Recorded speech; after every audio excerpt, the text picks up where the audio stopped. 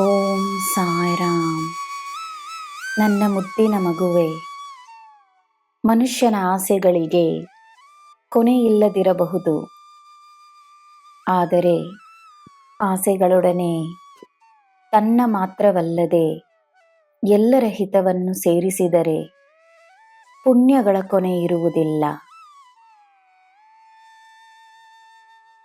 ಯಾರು ನಿನಗೆ ಏನು ನೀಡಬೇಕು, ನಿನಗೋಸ್ಕರ ಏನು ಮಾಡಬೇಕು ಎನ್ನುವುದನ್ನು ಅವರಿಗೇ ಬಿಟ್ಟು ಬಿಡು.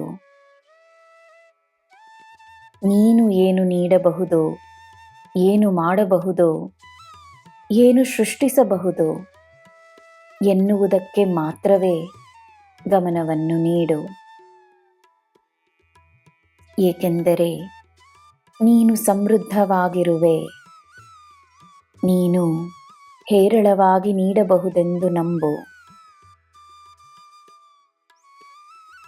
ನನ್ನ ಮಾರ್ಗದರ್ಶನವನ್ನು ಪಡೆದಿರುವ ನೀನು ಎಲ್ಲ ದೇವರು ದೇವತೆಗಳ ಅನುಗ್ರಹವನ್ನು ಪಡೆದಿರುವ ನೀನು ಹಣದಲ್ಲಾಗಲಿ ಗುಣದಲ್ಲಾಗಲಿ ಬಡವನಾಗಿ ಅಥವಾ ಬಡವಳಾಗಿರಲು ಸಾಧ್ಯವೇ?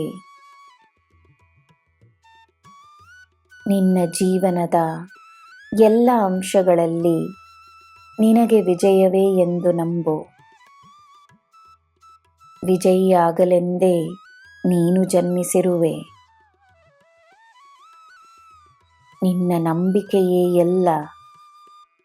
ನೀನು ನಂಬುವುದು ನಿನ್ನ ಸತ್ಯವಾಗುತ್ತದೆ.